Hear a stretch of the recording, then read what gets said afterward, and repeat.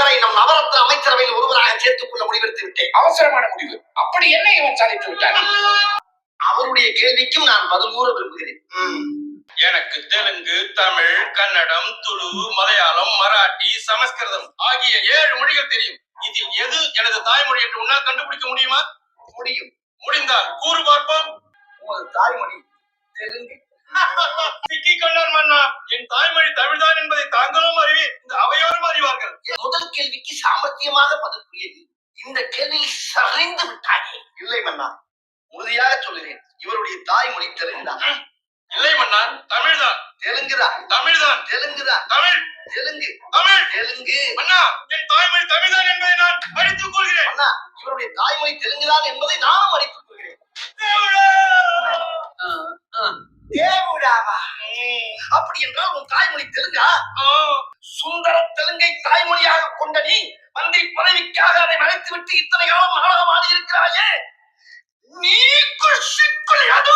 சமச்சண்டி பிரபு. நீ சமைத்தால் அல்ல, சமைக்காவிட்டால் எனக்கு என்ன? மன்னா, சமச்சண்டி என்றால் மன்னிதர் என்று அர்த்தம். கேட்டிங்களா? தெலுங்கர்கள் தான் அவங்க படத்திலே அவங்க சொல்லிட்டாங்க.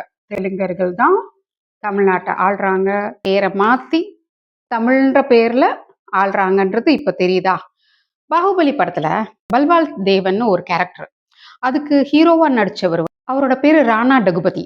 பதினா தலைவன், டகுன்னா டகுவை மாத்தி போடுங்க குட, குடனா குடகுமலை, மேற்கு தொடர்ச்சி மலை. அப்போ மேற்கு தொடர்ச்சி மலையில இருந்த தலைவன் அர்த்தம். அனுமர்களா போனாங்கல்ல, அவங்க எல்லாரும் தான் மேற்கு தொடர்ச்சி மலையோட தலைவர்களா இருந்தாங்க. ஸோ அவங்க வழி வந்த வம்சாவளி வந்தவங்க தான் இந்த டகுபதி. டகுபதிங்கிறது அவங்களோட சாதி பேர். ராணாங்கிறது ராஜபுத்திர வம்சம், மேற்கு பக்கமும் உள்ள ராஜவம்சத்தை சேர்ந்தவங்க. ஆனா இந்த ராணா அந்த வம்சத்தை சேர்ந்தவங்க இல்ல. இவரோட இயற்பெயர் ராணா டகுபதியோட தாத்தா இவங்க எல்லாம் யாருன்னா ராம நாயுடு. ஸோ இவங்க நாயுடு தான், தெலுங்கர்கள் தான். கரெக்டா தான் சாதியோட அடையாளப்படுத்தி இந்த யூதர்கள் கேரக்டரை பொருத்தி வச்சிருக்காங்க. அதனாலதான் இந்த டகுபதி, அக்கினேனி இவங்களுக்கு எல்லாருக்கும் உடனே சினிமா வாய்ப்பு கிடைக்குது. அக்கினேனி, டகுபதி இந்த மாதிரி சாதி பெயர்கள்லாம் வந்ததே 1827ல. அப்போதான் ஆர்எஸ்எஸும் ஆரம்பிச்சுது. அப்போதான் இந்த பேர் சாதி பேர்லாம் வச்சாங்க. அப்பதான் நீதி கட்சியும் ஆரம்பிச்சாங்க. டகுபதிக்கு ஒரு கண் இல்லை. சின்ன வயசுலயே ஒரு கண்ணு தெரியாம பண்ணினாங்களா? இலுமினாட்டி சதியா தான் இருக்கும். கருணாநிதிக்கு ஒரு கண்ணு இல்லாம பண்ணினாங்கல்ல. இலங்கை தமிழர்களை எல்லாத்தையும் அழிச்ச கருணாநிதியும் ஒற்றை கண்ணோட தானே இருந்தாரு.